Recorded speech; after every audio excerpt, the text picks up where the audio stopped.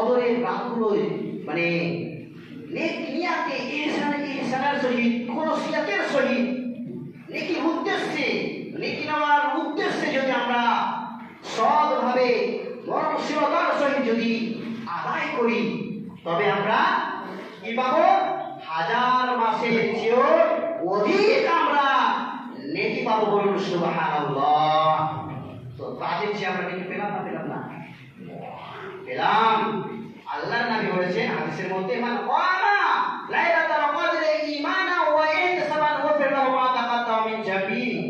কোন ব্যক্তি যদি মান কামা লাইলাতুল কদরের রাতে বা লাইলাতুল কদরের রাতে কোন ব্যক্তি যদি ঈমানের সহিত, ঈমান মানে বিশ্বাস রেখে, বিশ্বাস রাখলো যে আমি রাতটা কিয়াম করব, জাগবো,